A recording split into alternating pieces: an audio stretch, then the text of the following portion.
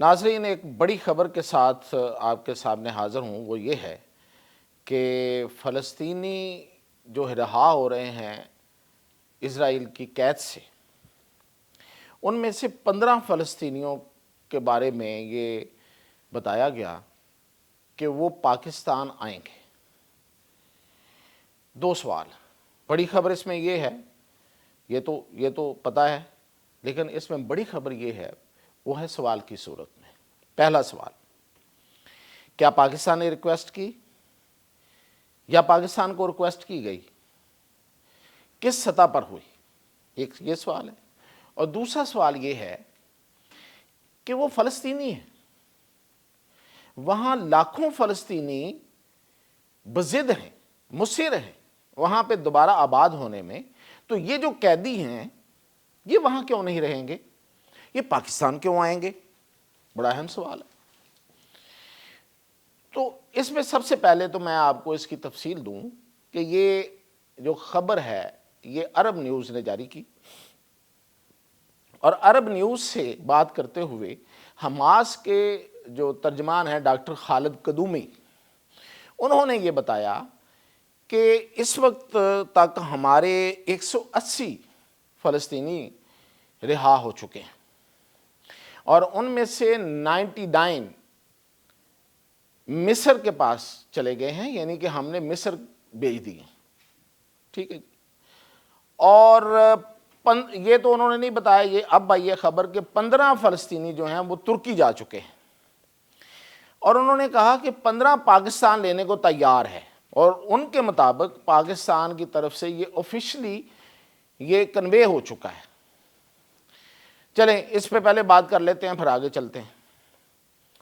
پہلی بات تو یہ ہے کہ پاکستان سے ہم نے بات کی، یہاں پہ جو فلسطین کی جو ایمبیسی ہے، اچھا یہ جو فلسطین کی ایمبیسی ہے یہ حماس کی ترجمان یا حماس کی ایمبیسی نہیں ہے، یہ بیسیکلی فلسطینی اتھارٹی ہے جو وہاں اسٹیٹ آف پیلسٹائن کی ایمبیسی ہے، ان کی ہے، اور اس میں آپ کو پتہ ہے کہ الفتح گروپ ہے جو یاسر عرفات والا، وہ لوگ ہیں اس میں۔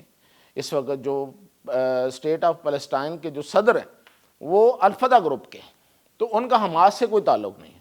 تو خیر وہ خود حیران تھے، وہ الٹا ہم سے پوچھ رہے تھے کہ اچھا آپ بتا دیں کہ یہ کیا ہوا ہے، کس نے رابطہ کیا ہے۔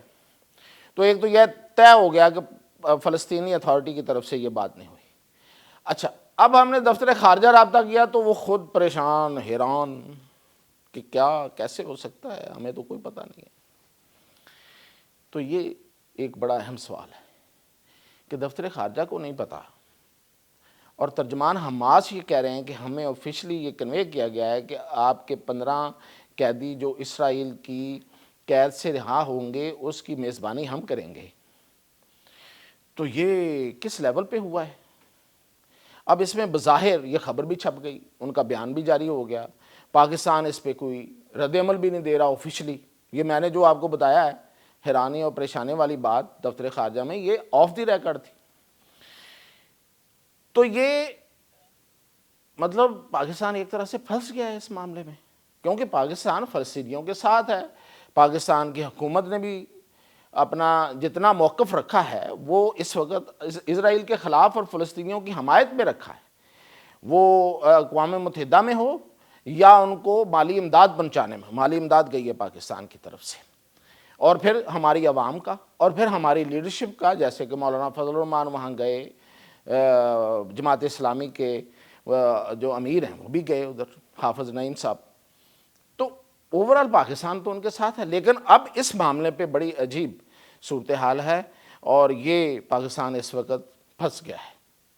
اچھا اب دوسرا اس کا جو پہلو ہے وہ اس پہ ڈسکس کرتے ہیں، وہ یہ ہے کہ جی اب تک وہ کہتے ہیں کہ 180 رہا ہوئے ہیں اور 263 پہلے مرحلے میں رہا ہونے ہیں، اور فارمولہ یہ ہے کہ ایک اسرائیلی جو قیدی ہے یرغمالی، اور وہ اس کو یرغمالی کہتے ہیں، اس کو رہا کیا جائے گا تو اس کے نتیجے میں 30 فلسطینی رہا ہوں گے، اور اگر ایک خاتون فوجی وہ رہا کریں گے تو 50 فلسطینی رہا ہوں گے۔ تو یہ پہلا مرحلہ ہے. اس پہلے مرحلے میں نے آپ کو بتایا کہ 263 ٹوٹل رہا ہوں گے، اور 33 وہ کہتے ہیں کہ یرغمالی حماس کے پاس ہیں اسرائیل کے. اب یہ سوچنے والی بات ہے کہ یہ جو مصر میں بھیجنا، ترکی میں بھیجنا، پاکستان میں بھیجنا، اس میں کیا معاملہ ہے، پیچھے کیا چھپا ہوا ہے؟ تو یقیناً یہ دوحہ مذاکرات میں یہ باتیں ہوئی ہوں گی.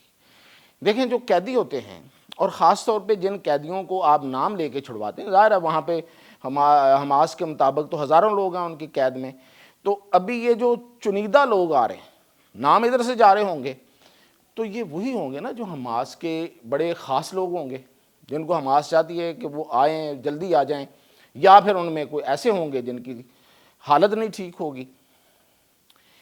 تو بہت سے لوگ ہیں ان میں جو پہلے رہا ہوئے ہیں، وہ غزہ میں بھی چلے گئے، وہ رام اللہ میں چلے گئے، ویسٹ بینک میں چلے گئے، وہ تو کسی اور ملک میں نہیں گئے، لیکن کچھ لوگ جو ہیں وہ باہر جا رہے ہیں. تو اس کے پیچھے ایک بڑی سادہ سی سوچنے والی بات ہے کہ آخر یہ شرط حماس تو نہیں لگا سکتی کہ یہ لوگ ہمارے باہر جائیں گے، تو اسرائیل کی طرف سے شرط لگی ہوگی نا کہ یہ لوگ جو ہیں یہ فلسطین میں نہیں رہیں گے، جتنا بھی انہوں نے رکھا ہوگا کہ اتنا ٹائم تک یہ فلسطین میں نہیں رہے. تو اس کا مطلب یہ اسرائیل کے لیے، ان لوگوں کو کے لیے وہ لوگ مسئلہ ہوں گے، تو اس لیے ان کو کہا نا کہ وہ کہیں اور رہیں گے. تو جو لوگ مسئلہ ہیں وہ پاکستان میں بھی آئیں گے. پہلے تو ان کی ریہاب ہوگی، پھر ان کا مطلب این ادر جیل، آپ یہی کہیں. اگر وہ آزاد ہو گئے ہیں تو پھر اپنے ملک میں رہیں، تو اس کا مطلب وہ ایک اور جیل میں ہوں گے پاکستان میں، یا جو مصر میں گئے ہیں وہ مصر میں، یا جو ترکی میں گئے ہیں وہ ترکی میں. خیر یہ ترکی والی خبر ابھی ابھی آئی ہے، ہو سکتا ہے یہ پاکستان والے ادھر ہی نہ بھیج دیے ہوں، کیونکہ پاکستان میں نے کہا نا آفیشلی تو ماننے کو تیار ہی نہیں ہے. تو یہ ایک بڑی چھپی ہوئی بات ہے جو ہم سامنے اس وقت لا رہے ہیں کہ پہلے نمبر پہ تو پاکستان میں اگر وہ لوگ آ رہے ہیں تو پاکستان کے دفتر خارجہ کو نہیں پتہ کس لیول پہ یہ بات ہوئی ہے، ابھی تک واضح نہیں ہوا. ترجمان جھوٹ تو نہیں بول رہے ہوں گے. اور یہ کہ یہ لوگ جو ہیں یہ اسرائیل کو نہیں چاہیے فلسطین میں دوبارہ، اس لیے ان کو باہر بھیجا جا رہا ہے، تو بڑے خاص لوگ ہوں گے. اور پھر یہ کہ ایک جیل سے دوسری جیل میں آ جائیں گے.